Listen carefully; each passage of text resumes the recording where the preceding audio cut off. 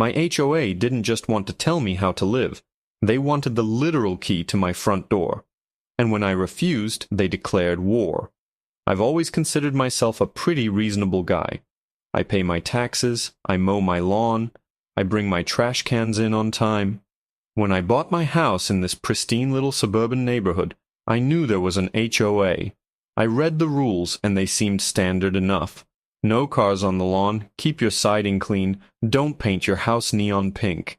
Fine, I can live with that. What I couldn't live with, apparently, was privacy.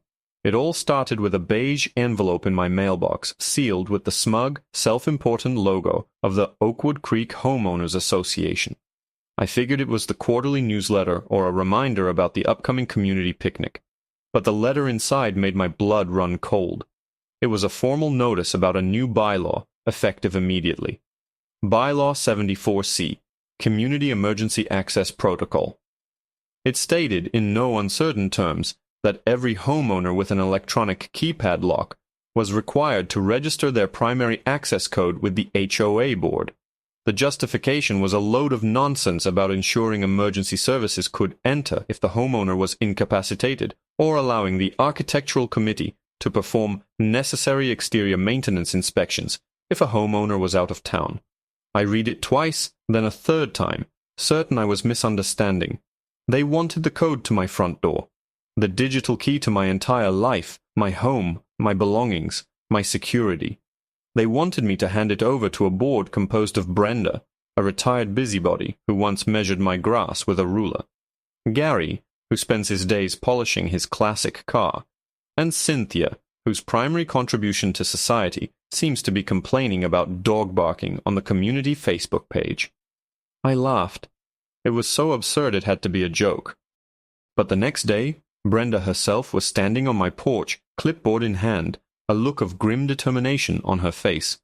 Her perfectly coiffed helmet of blonde hair didn't move an inch in the breeze. "Good morning," she said, her voice dripping with condescending sweetness. "I'm just following up to make sure you received the notice about Bylaw 74C. We haven't received your code submission yet." "Oh, I got it, Brenda," I said, leaning against my doorframe. "And you're not getting it." Her smile faltered, replaced by a tight-lipped line. "I'm sorry. I don't think you understand. This is a mandatory bylaw. It's for the safety and security of the entire community. Brenda, giving you, a civilian with no security clearance, the key to my house does the exact opposite of ensuring my security. What if there's a fire? I'll give the code to the fire department. A pipe bursts while I'm on vacation. I have a trusted friend who can handle it. What I won't do is put my entry code on a spreadsheet that's probably stored on your unsecured home computer." She puffed up with indignation. "Our records are perfectly secure. This is about compliance. The board voted and the bylaw passed. It's not optional." "Then I guess you'll have to fine me," I said, my patience wearing thin. A predatory glint appeared in her eyes. This was the part she enjoyed. "The fine for non-compliance is $100, she declared. "Per day. It's already started, effective this morning." I just stared at her. $100 a day? For what? For wanting my front door to remain locked to strangers? I felt a surge of anger, but I pushed it down. Getting into a shouting match on my porch was exactly what she wanted. I needed to be smarter than that. "Okay, Brenda," I said, my voice dangerously calm. "You'll have my compliance by the end of the day." A triumphant smirk spread across her face. She thought she'd won. "Excellent. I'll expect an email with the code." She turned and marched off my porch, clipboard held high like a scepter. I closed the door and let out a long breath. She wanted compliance. Fine. She was going to get it. I spent the next 2 hours on my laptop. I wasn't just mad anymore. I was on a mission. An hour later, a next-day delivery was scheduled. The next afternoon, a small box arrived. I spent another hour installing its contents. The old keypad lock came off, and in its place went a brand-new, state-of-the-art biometric lock. It opened with a fingerprint, a special RFID fob I kept on my keychain, or a one-time use code generated by an app on my phone. There was no permanent master code. It simply didn't exist. I snapped a picture of the sleek new lock, attached it to an email, and sent it to the entire HOA board with the subject line, Compliance with Bylaw 74C. In the body, I wrote, Dear Board, as per our discussion, I have brought my property into compliance. The previous lock has been removed, and therefore there is no primary access code to register. Have a wonderful day. I hit send with a deep sense of satisfaction. Checkmate. For a few days there was silence. I felt smug, thinking I had outsmarted her. I had followed the letter of their ridiculous law while completely subverting its intent. But I had severely underestimated the depths of Brenda's obsession with control. On Saturday morning, I was in my home office when my phone buzzed with an alert from my security camera. Motion detected at your front door. I pulled up the live feed, expecting a package delivery. My heart stopped. It was Brenda, and she wasn't alone. Standing next to her was a man in a work shirt holding a large metal toolbox. He looked like a locksmith. I cranked up the audio on the feed, my hands starting to shake. Brenda pointed a manicured finger directly at my new biometric lock. That's the one, I heard her say, her voice tinny through the phone's speaker. He's refusing to comply. The HOA has authorized its removal and replacement with a standard, board-approved lock. Just drill it out. My vision went red. A wave of pure, unadulterated rage washed over me, so intense my hands started to shake. They were going to drill my lock. They were going to break into my house while I was sitting right inside it. Without a second thought, I tapped the microphone icon on the security app and held the phone to my mouth. Get away from my door, my voice boomed from the tiny speaker on the camera, amplified and distorted with electronic fury. Both Brenda and the locksmith jumped back as if they'd been shot. The locksmith dropped a screwdriver which clattered on the concrete porch. Brenda whipped her head around, her eyes frantically searching for the source of the sound before zeroing in on the camera above the door. This is private property, I continued, my voice steady and cold. You are trespassing. The man with the drill is about to commit felony breaking and entering and destruction of property. I am recording this entire incident, and I have already dispatched the police. You have 10 seconds to get off my property before you are arrested. The locksmith's face went pale. He looked from the camera to Brenda, his eyes wide with panic. Ma'am, he stammered, I can't do this. He said he's calling the cops. This is a criminal matter. Brenda, however, was made of sterner, more delusional stuff. She puffed out her chest, grabbing the locksmith's arm to stop him from retreating. Don't be ridiculous, she shrieked, pointing a trembling finger at the camera. He's bluffing. We have every right to be here. The HOA bylaws authorize this. This is HOA property. This is my property, you lunatic, I roared back through the speaker. The deed is in my name, not the Oakwood Creek Homeowners Association. You are a private citizen attempting to force entry into another private citizen's home. That's called burglary. I was already dialing 911 on my landline, my other hand still holding my cell phone, watching the scene unfold. I gave the dispatcher my address, explained that the president of my HOA had hired a man to forcibly drill my front door lock and was refusing to leave my property. The dispatcher sounded momentarily confused, then assured me a unit was on its way. On my screen, the locksmith was trying to pull his arm free from Brenda's grasp. Lady, let go of me! I'm not going to jail for you and your stupid rules! He finally wrenched his arm away, gathered his tools, and practically ran back to his van, not even looking back. Brenda stood there momentarily stunned, watching her hired muscle flee, but her resolve hardened again. She turned back to the door, her face a mask of pure spite. Fine. I'll document your continued non-compliance. You'll be hearing from our lawyer. You'll be facing thousands in fines. She pulled out her own phone and started taking pictures of my door, of the biometric lock, of my house number, narrating her actions into her phone as if she were a detective at a crime scene. It was at that precise moment that the black and white patrol car rolled silently up to the curb. 2 officers got out, their expressions calm and professional. They saw Brenda on the porch, phone in hand, muttering to herself, and their pace quickened slightly. Ma'am, is there a problem here? The first officer asked. Brenda's entire demeanor changed in an instant. She morphed from enraged harpy to concerned, helpful citizen. "Oh, thank goodness you're here, officers," she gushed. "This homeowner," she said, gesturing dramatically at my front door, "is in gross violation of our community bylaws. He's created a safety hazard, and he's refusing to allow the board access for a scheduled inspection." I was just documenting the situation. The second officer looked from her to my door, his eyes landing on the security camera. I seized the opportunity.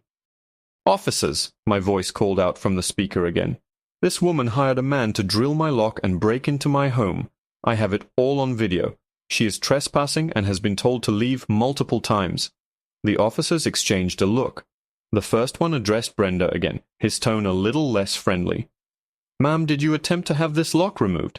"Of course," Brenda said indignantly, as if it were the most obvious thing in the world. She fumbled in her oversized purse and produced a laminated copy of Bylaw 74C. "It's right here. The HOA has the authority. We are the governing body of this community." The officer took the paper and read it, his eyebrows climbing higher and higher up his forehead. He handed it to his partner, who also read it with a look of sheer disbelief. He handed it back to Brenda. "Ma'am," he said slowly, as if explaining a complex concept to a small child, "this is a neighborhood agreement. It is not state law. It does not, under any circumstances, give you the right to forcibly enter a resident's home. What you just attempted to do is a crime." "That's preposterous," Brenda squawked. "I am the president of the HOA. I am enforcing the rules." "Officers," I said through the speaker, my voice ringing with clarity, "I have the footage of her instructing the locksmith to drill my door. I want to press charges." Brenda's jaw dropped. The first officer sighed, the last of his patience clearly gone. He looked directly at Brenda, who was now sputtering about lawyers and harassment. He held up a hand to silence her. "Ma'am, I've heard enough." He paused, his gaze hardening. "Please turn around and place your hands behind your back." Watching Brenda get handcuffed on my front porch via a live security feed was one of the most surreal and satisfying moments of my entire life. Her face cycled through a kaleidoscope of emotions. Utter disbelief, followed by sputtering rage, then teary-eyed victimhood. She kept squawking about her rights, about the bylaws, about how this was all a misunderstanding.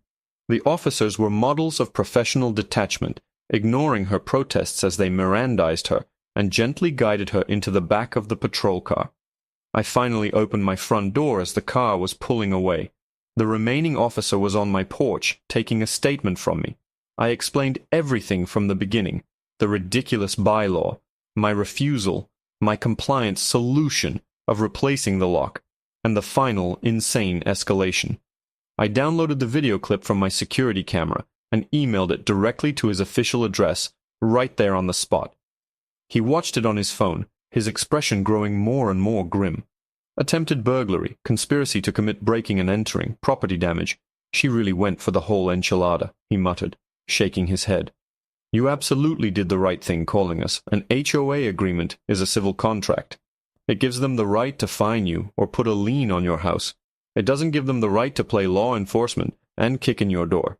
He gave me a victim's rights pamphlet and a case number, assured me the DA's office would be in touch, and left. The quiet that descended on the street after he drove away felt heavy. My adrenaline started to fade, replaced by a sense of weary disbelief. Had all that really just happened?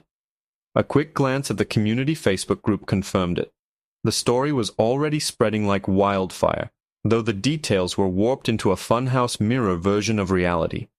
According to some of my neighbors, Brenda had been unjustly arrested while performing her civic duty, because I was an uncooperative and dangerous resident. My email explaining my lock replacement was screenshotted and posted as proof of my antagonistic attitude. I was being painted as the villain. I logged off, my head pounding. The next few days were a blur of legalities. I gave a formal statement to a detective.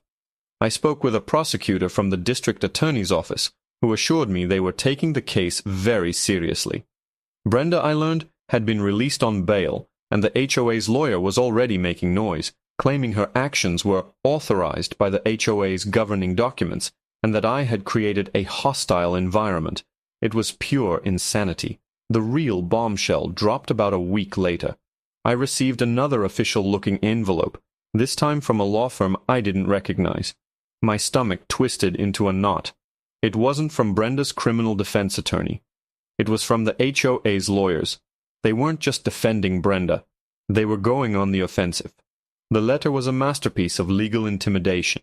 It informed me that I was being sued by the Oakwood Creek Homeowners Association. The lawsuit alleged that by refusing to provide my access code and then maliciously prosecuting a dedicated board member, I had violated my fiduciary duty to the community, caused emotional distress to Brenda, and undermined the authority of the HOA. They claimed my new lock was an unapproved architectural modification, and that my actions had exposed the entire community to unforeseen security risks. The list of demands was staggering. They wanted me to immediately remove the biometric lock and install a board-approved keypad lock, to which I must provide the code. They demanded I pay all of Brenda's legal fees for her criminal case. They were fining me $10,000 for the unapproved modification and another $50,000 in punitive damages for undermining the board's authority. And the cherry on top? They were demanding that I issue a formal, public apology to Brenda and the entire board to be read aloud at the next community meeting. I felt the blood drain from my face. They weren't just doubling down, they were trying to crush me. They were using the HOA's war chest funded by my own and my neighbor's dues to sue me into submission. It was a classic slap suit, a strategic lawsuit against public participation, designed to intimidate and silence. They thought I would see the massive potential cost, the stress, the public shaming, and just fold. They thought I would give them the apology, the money, and the key to my house just to make it all go away. They were wrong. This was no longer about a stupid door code. This was about my home, my rights, and the principle of the thing. They had declared war, and I had no intention of surrendering. I picked up my phone and called the best, most notoriously aggressive litigation attorney I could find. When I explained the situation to him, there was a long pause on the other end of the line. I thought for a moment he was going to tell me I was crazy. Instead, I heard a low chuckle. "Oh, this is beautiful," he said, his voice practically purring with predatory delight. "They have no idea what they've just done. They didn't just hand us a shield, they handed us a sword, a very, very big one. Let's not just defend this, let's countersue. Let's go after the entire board, individually, for dereliction of duty and misuse of funds. And as for Brenda, well, we have the criminal case, but I think a civil suit for conspiracy, attempted burglary, and intentional infliction of emotional distress is also in order. By the time we're done, you'll not only own your front door again, you might just own the whole HOA. My lawyer, a man named Marcus, who looked more like a shark in a tailored suit than an attorney, was true to his word. He didn't just respond to the HOA's lawsuit, he unleashed a legal firestorm. Our countersuit was a thing of beauty.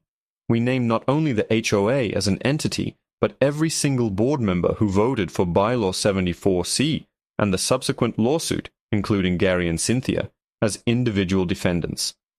Marcus argued that by weaponizing HOA funds to finance a frivolous and retaliatory lawsuit, they had breached their fiduciary duty to the homeowners they were supposed to represent. He alleged they had misused community funds to defend criminal behavior and intimidate a resident into surrendering his basic constitutional rights. The discovery phase was a bloodbath. Marcus requested every email, text message, and meeting minute related to the bylaw. What we uncovered was pure gold. We found emails from Brenda to the other board members where she referred to me as the problem on Lot 47 and outlined her plan to make an example of him. We found the minutes from the meeting where they approved the lawsuit against me. The vote was unanimous, with Brenda herself making the motion.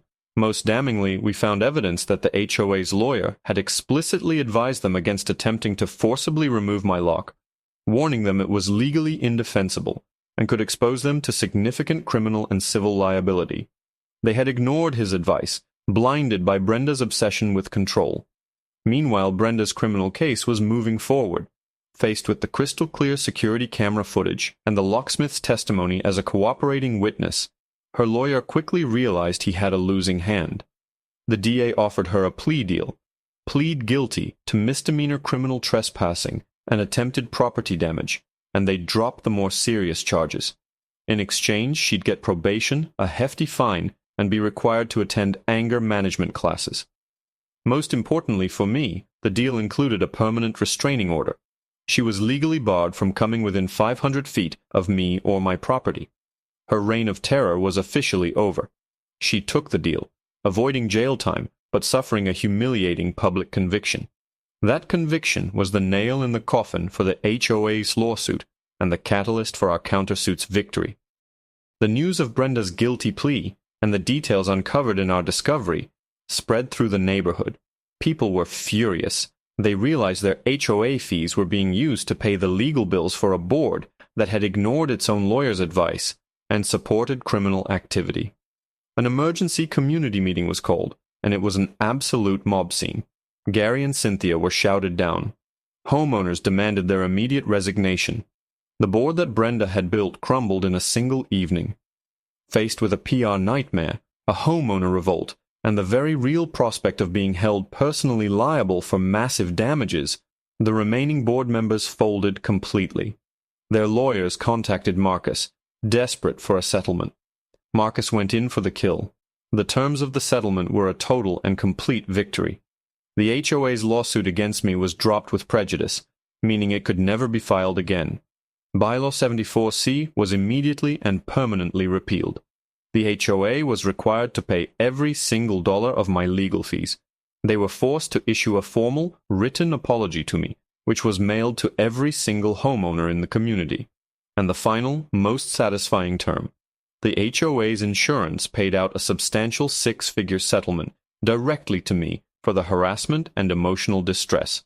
It was enough to pay off a significant chunk of my mortgage. But the sweetest justice came for Brenda. The restraining order meant she couldn't even walk down her own street if it brought her too close to my house. Her position as the queen bee of the neighborhood was gone. Ostracized and humiliated, she and her husband put their house on the market less than a month after the settlement was finalized.